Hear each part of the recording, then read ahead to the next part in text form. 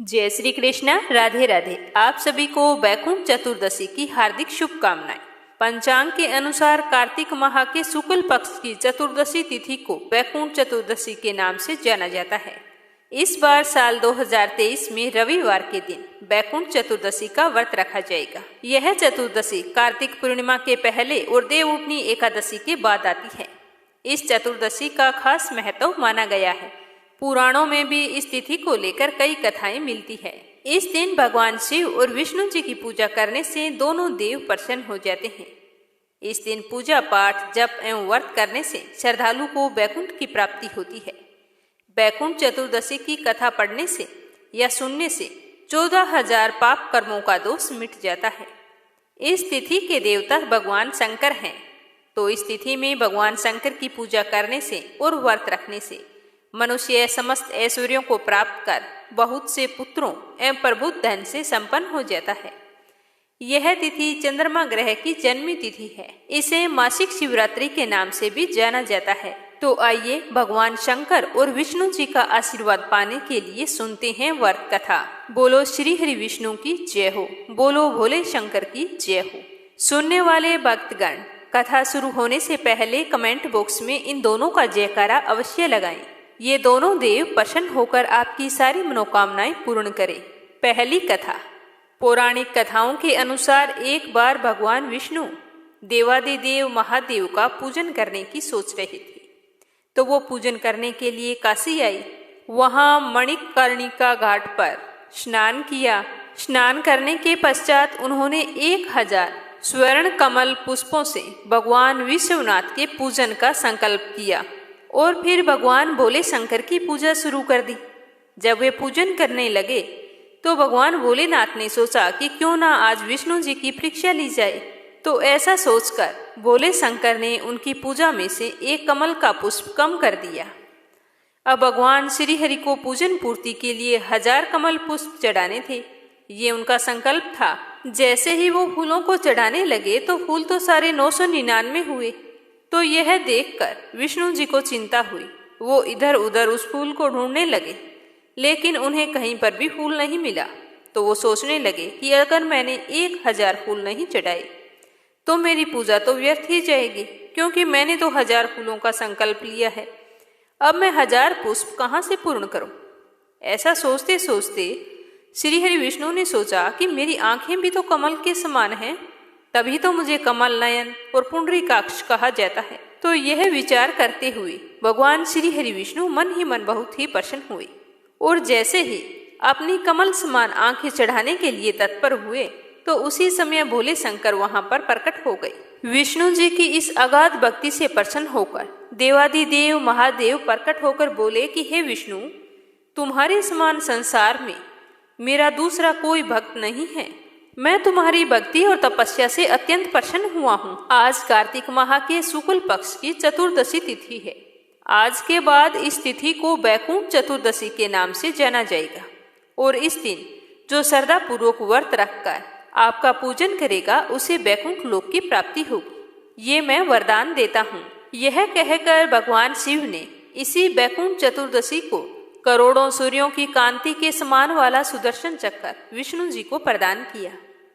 शिव जी तथा विष्णु जी कहते हैं कि इस दिन स्वर्ग के द्वार खुले रहेंगे और इस दिन मृत्यु लोक में रहने वाला कोई भी व्यक्ति इस व्रत को करता है, कथा सुनता है, तो वह अपना स्थान वैकुंठ धाम में सुनिश्चित करता है। अब सुनते हैं दूसरी कथा।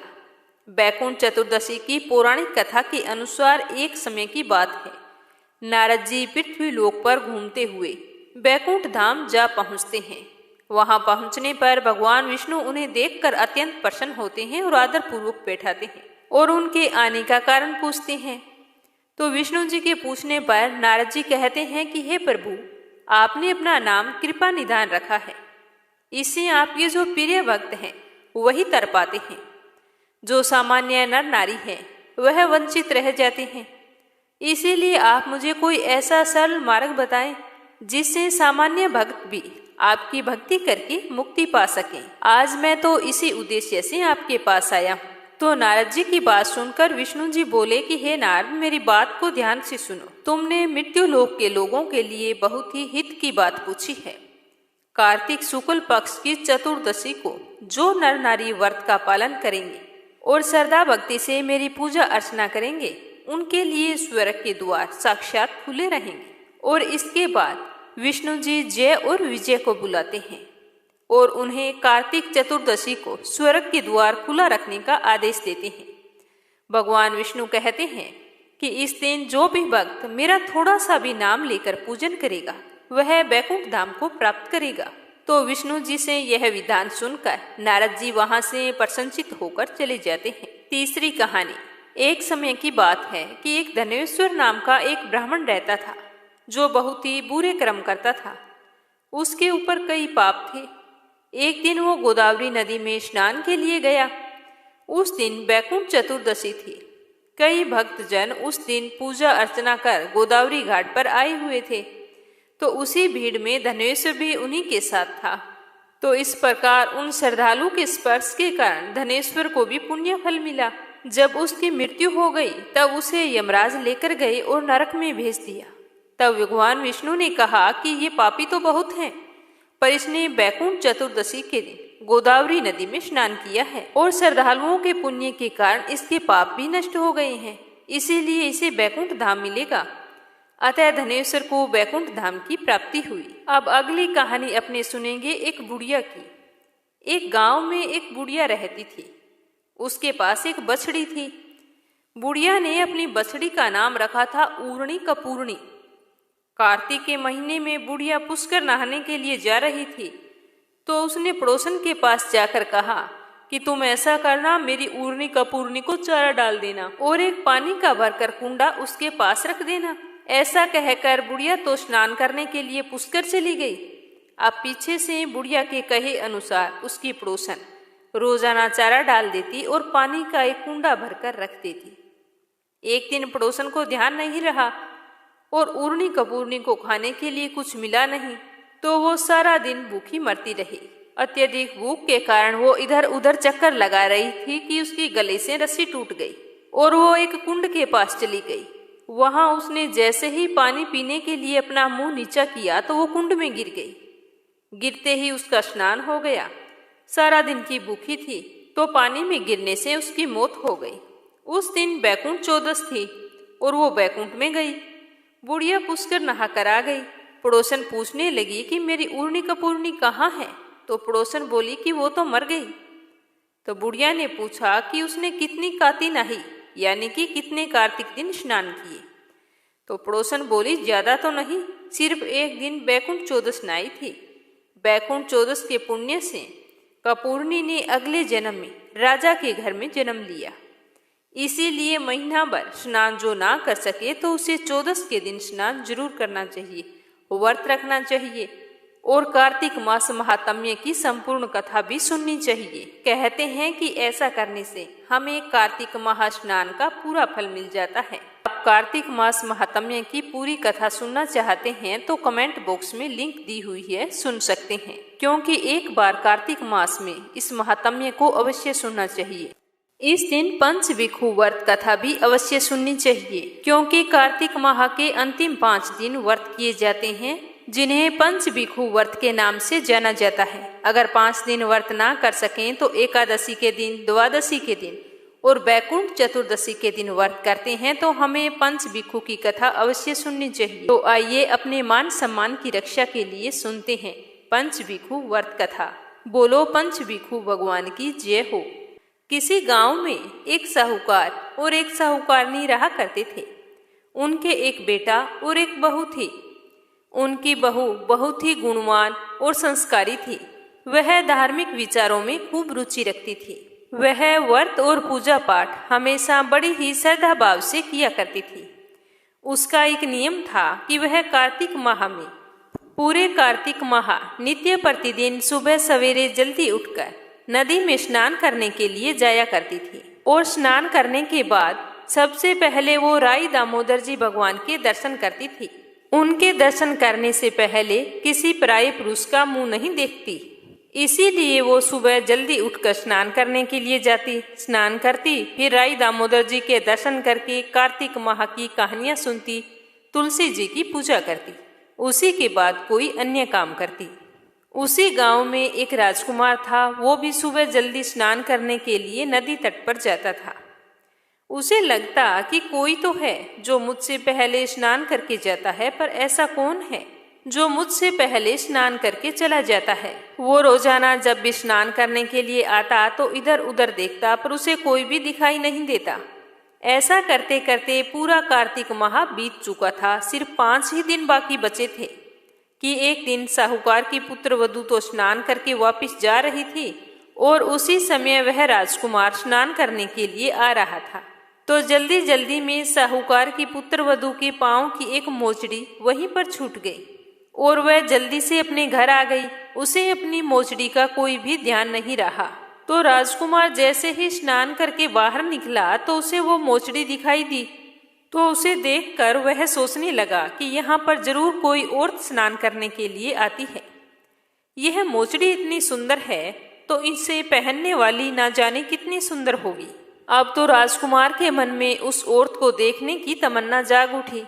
उसने गांव में आकर घोषणा करवा दी कि जिसकी भी यह मोचड़ी है वह 5 रात मेरे पास आएगी। जब इस तरह की घोषणा साहूकार की पुत्र वधू ने सुनी तो उसने भी कहला दिया कि मैं 5 रात ब्रह्म मुहूर्त में आऊंगी, लेकिन किसी को भी साख भरने या हामी भरने के लिए वहां पर बैठा देना ताकि वो बता सके कि मैं वहां पर आई थी। जब राजकुमार ने यह खबर सुनी तो राजकुमार ने एक बोलने वाले तोते को पिंजरे में बंद करके नदी किनारे पेड़ पर टांग दिया। साहूकार की पुत्रवधू सुबह के समय आई। पहली पौड़ी पर पैर रखकर बोली कि हे कार्तिक के ठाकुर राई दामोदर जी, 5 पांडु छठे नारायण, भीखम राजा, उस पापी को नींद आ जाए। तो राजा के बेटे को नींद आ गई। पुत्रवधू कार्तिक स्नान करके जाने लगी तो तोते से बोली, सुआ सुआ तेरे गल डालूं हीरा, मेरी साख भरियो वीरा। तो यह सुनकर सुआ बोला कि कोई वीरा भी अपनी बहन की साख भरता है क्या? तो तोते की बात सुनकर पुत्रवधू बोली कि सुआ सुआ सुबह तेरे पग गालूंगी नेवर, साख भरियो मेरे देवर। तो सुआ ने कहा कि ठीक है भाभी, मैं तुम्हारी साख जरूर भरूंगा। तो इस तरह से साहूकार की पुत्र वधू वहां से चली गई। जैसे ही सुबह हुई राजा का बेटा हड़बड़ाकर बैठा और सुआ से पूछने लगा कि सुआ सुआ वह आई थी क्या? तो सुआ बोला कि हाँ आई थी। तो राजकुमार ने पूछा कि कैसी थी? तो सुआ कहने लगा कि आबा की सी बिजली, होली की सी झल, केला सी कामिनी, गुलाब सा रंग। तो अगले दिन राजा के बेटे ने सोचा कि आज मैं अपनी अंगुली में चीरा लगा लूंगा, इससे मुझे दर्द होता रहेगा जिससे मुझे नींद नहीं आएगी। तो अगले दिन राजकुमार अपनी अंगुली चीर कर वहां पर लेट गया। जब वो सुबह आई तो उसी तरह भगवान से प्रार्थना करने लगी। तो राजकुमार को फिर से नींद आ गई और वह स्नान करके वापस चली गई। तो सुबह राजकुमार ने तोते से पूछा कि क्या वो आई थी? तो तोते ने कहा कि हाँ आई थी। उसने वही सारी बात फिर से दोहरा दी। तो राजकुमार बोला कि आज रात में आंखों में मिर्च डालकर बैठूंगा, आज तो मैं उससे मिलूंगा जरूर। तो जैसे ही रात हुई तो रात में वह राजकुमार अपनी आंखों में मिर्ची डालकर बैठ गया। तो मुंह अंधेरे साहूकार की पुत्र वधू आई और आकर वैसे ही कहने लगी कि हे कार्तिक के ठाकुर राई दामोदर, 5 पांडु छठे नारायण, भीखम राजा, उस पापी को नींद आ जाए। तो राजा के बेटे को फिर से नींद आ गई। तो वह स्नान करके जाते हुए तोते से मिलकर अपने घर चली गई। सुबह हुई तो राजकुमार ने तोते से पूछा कि क्या वो आई थी? तो तोते ने फिर से सारी बात बता दी। तो तोते की बात सुनकर राजकुमार को बहुत ही गुस्सा आया। उसने कहा कि आज तो मैं उससे जरूर मिलूंगा, आज मैं सोऊंगा नहीं, बिना बिस्तरों के सीधा बैठा रहूंगा ताकि मुझे नींद ना आई। तो जैसे ही रात हुई तो राजकुमार बिना बिस्तरों के बैठ गया। जब वो सुबह सवेरे स्नान करने के लिए आई तो उसने फिर उसी तरह भगवान से प्रार्थना की और राजकुमार को नींद आ गई। तो उसने स्नान किया और जाते समय अपनी आंखें बंद करती हुई चली गई। उसके जाने के बाद में थोड़ी देर बाद राजकुमार की नींद खुली। तब तक तो वह जा चुकी थी। राजकुमार फिर से सोच में पड़ गया और अपने आप से कहने लगा कि आज 4 रातें बीत चुकी हैं, और सिर्फ एक ही रात बची है। आज मैं उससे जरूर मिलूंगा। ऐसा क्या करूं कि मुझे नींद ना आए। तो सोचते सोचते राजकुमार ने सोचा कि आज अंगीठी जलाकर बैठूंगा, जिससे मुझे नींद नहीं आएगी। जैसे ही रात हुई तो रात को वह अंगीठी जलाकर बैठ गया और उसका इंतजार करने लगा। रोजाना की तरह साहूकार की बहू आई और भगवान से प्रार्थना करने लगी कि हे भगवान, आपने 4 रातें तो निकाल दी, अब यह रात और निकाल दो। तो भगवान ने उसकी बात रख ली। राजकुमार को नींद आ गई। जब वह नहाकर जाने लगी तो तोते से बोली कि इस पापी को कह देना कि 5 रातें पूरी हो चुकी है, वह मेरे मोतियों की माला मेरे घर भिजवा दे। इस तरह कहकर वो चली गई। सुबह जब राजकुमार की आंख खुली तो उसने तोते से पूछा कि क्या वो आई थी। तो तोते ने कहा कि हाँ आई थी, उसने अपनी माला मंगवाई है। और जैसा साहूकार की पुत्रवधू ने उससे कहा था वो सारी बात राजकुमार को बता दी। तो तोते की बात सुनकर राजकुमार सोचने लगा कि वो तो सच्ची थी, तभी तो भगवान ने उसकी मदद की है, उसकी लाज रखी है। मैंने 5 दिन ना जाने कितने यत्न किए, कभी अंगुली को काटा, कभी आंखों में मिर्ची डाली, कभी अंगुली जलाई, ना जाने कितने यत्न किए, फिर भी मुझे नींद आ जाती। इस तरह विचार करते हुए राजकुमार अपने घर चला गया, पर उसकी मोजड़ी नहीं लौटाई। लेकिन कई दिनों बाद में राजकुमार को कोढ़ हो गया। तो राजा ने अपने बेटे का बहुत सारे वेदों से इलाज करवाया, लेकिन उस पर कोई भी इलाज असर नहीं हुआ। राजा जब अपने बेटे को इस हालत में देखते तो बहुत ही दुखी हो जाते। एक दिन उन्होंने निराश होकर ब्राह्मण को बुलाया और पूछा कि आप ही बताएं कि मेरे राजकुमार को क्या हो गया है।